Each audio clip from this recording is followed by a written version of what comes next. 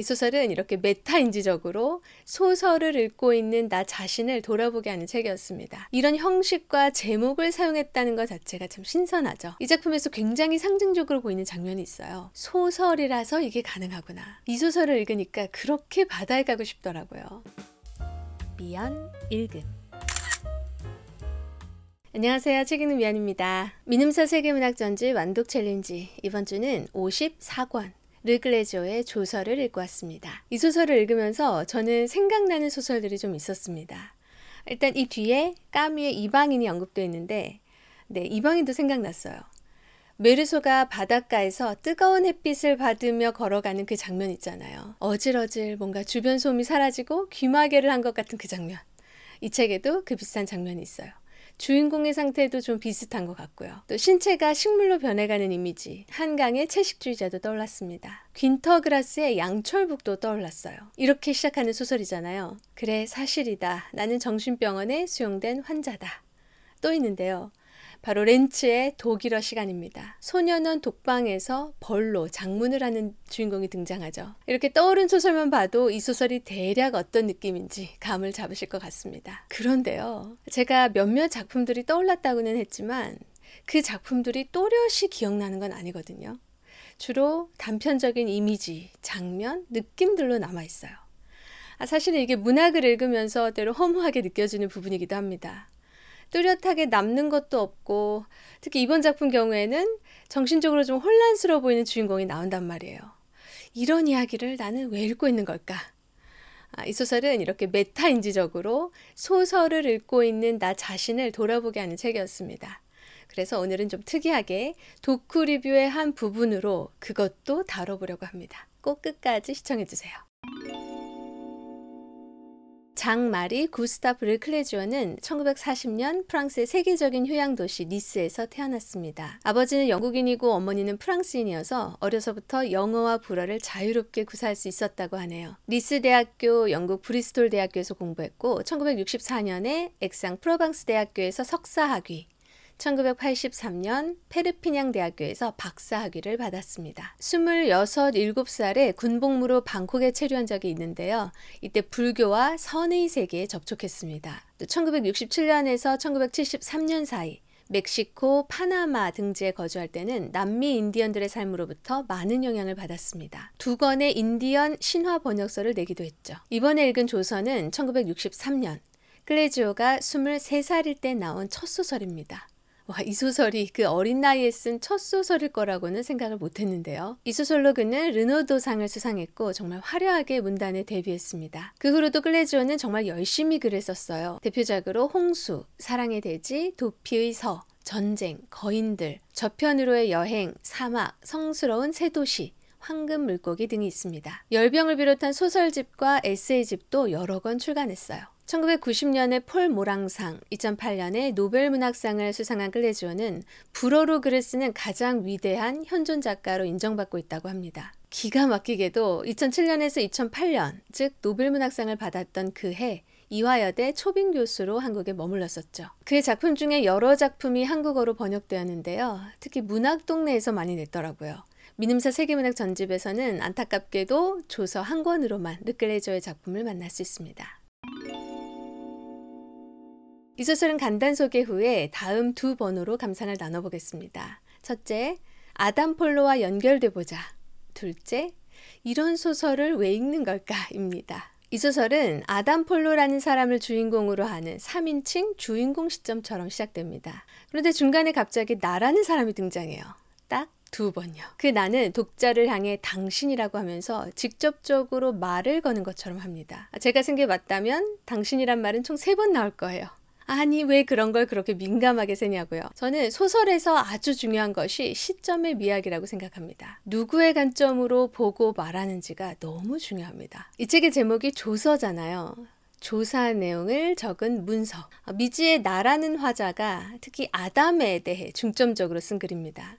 아담이 기록한 노트도 발견된 상태 그대로 붙여놓고 그에 관한 신문기사도 스크랩해서 붙여놨어요. 그런데 단순히 취조하고 자료를 모아서 쓴 글 같지는 않습니다. 아담의 심리를 속속들이 기록하고 있고요. 다른 인물의 속마음, 심지어 개나 쥐 같은 동물들의 속마음까지도 기록하고 있거든요. 아주 살짝만 자신을 드러내는 나는 전지적 작가 같은 화자라고 보는 게 맞을 것 같습니다. 이런 형식과 제목을 사용했다는 것 자체가 참 신선하죠. 주인공 아담 폴로는 29살의 남자입니다. 책 제목 옆에 써 있는 것처럼 정신병원 또는 군대에서 탈출했을지도 모르는 남자예요. 왜 모르는 걸까요? 그의 기억이 명확하지 않은 상태거든요. 여자친구와의 대화에서는 탈영한 것처럼 얘기하고 한 미군과의 대화에서는 군복무를 마쳤다고 얘기합니다. 이렇게 주인공에 대해 뭔가 불분명하게 얘기가 시작돼요.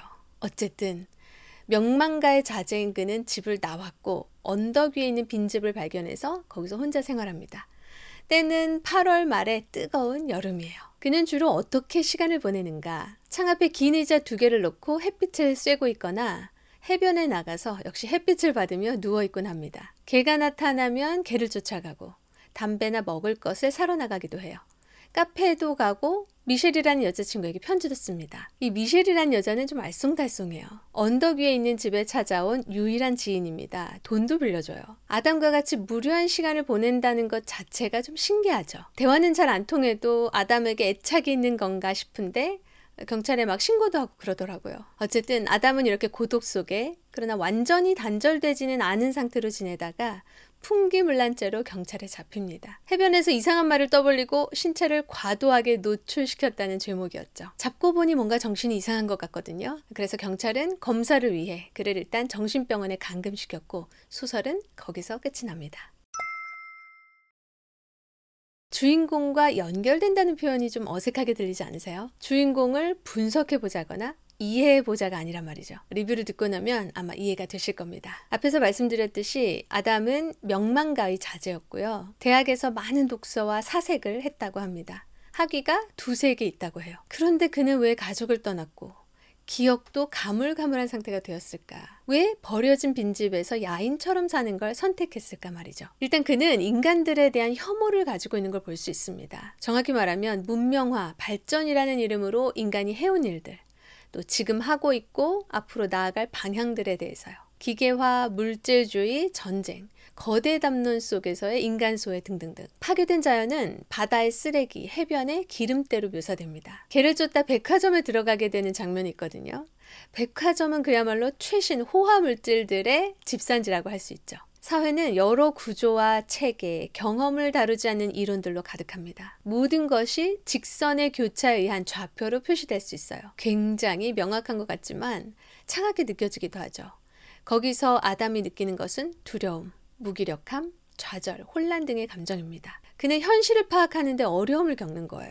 연결이 잘 안 되고 그래서 기억도 확실치가 않은 겁니다. 이에 대해 아담은 의식 속에서 다른 세계를 창조하는 것으로 대처합니다. 단적으로 말하면 퇴행의 방식인데요. 크게 2축의 시간적 퇴행 양상이 보이더라고요. 하나는 산업화, 기계화 이전의 원시 세계. 신화적 세계의 방향으로의 퇴행, 다른 하나는 어린아이로의 퇴행입니다. 어린아이들은 스스로를 세계 중심으로 여기고 자연과 가깝게 소통하는 특징이 있잖아요. 혐오스러운 어른들 사이에 끼어 책임을 떠맡지 않아도 됩니다. 이 세계는 물론 아담이 의식으로 창조한 세계이긴 하지만 그 안에서 그는 동물, 식물, 심지어 광물과도 연결되는 것을 느껴요. 개가 되기도 하고 쥐가 되기도 하고 땅속 씨앗이나 바위 속 조각상이 되기도 하거든요.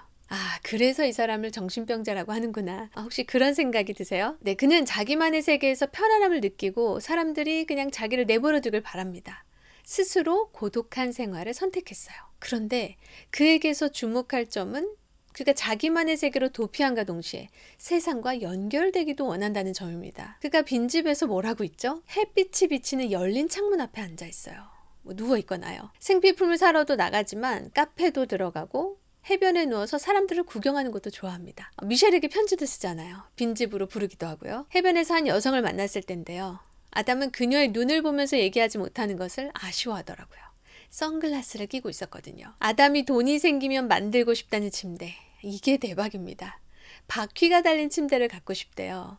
이 침대를 밖에 놓으면 이불 속에 고립되면서도 세상과 연결되니까요. 신박하지 않나요? 아담이 이렇게 고립되면서도 연결되기를 바라는 것은 사람들이 본래 동질적인 존재라고 느끼기 때문인 것 같습니다. 이 책에는 여자 아담들이라는 재미있는 표현도 나오거든요. 에덴에 살던 최초의 사람 이름이 아담이었죠. 아담이라는 이름에는 대표성이 있습니다. 제가 항상 블로그에 인물 관계도를 올려놓는데 이 소설은 의미 있는 주요 인물이 별로 없더라고요. 여러 인물의 이름이 나오긴 하지만 별로 비중 있게 보지 않아도 되는 인물들이에요. 그냥 아담들, 군상들인 거죠. 그런 의미로 본다면 이 조서는 아담 폴로라는 한 인간이 아니라 어쩌면 인류 전체에 대한 조서의 의미인지도 모르겠습니다. 아담은 사람들이 다 형제고 동지인데 괴물을 만들고 있다고 합니다. 그리고 언젠가는 그 괴물들로부터 보복을 당할 날이 올까 두렵다는 거예요. 이 작품에서 굉장히 상징적으로 보이는 장면이 있어요. 바로 아담이 빈집에서 발견한 흰 쥐를 죽이는 장면입니다. 아담은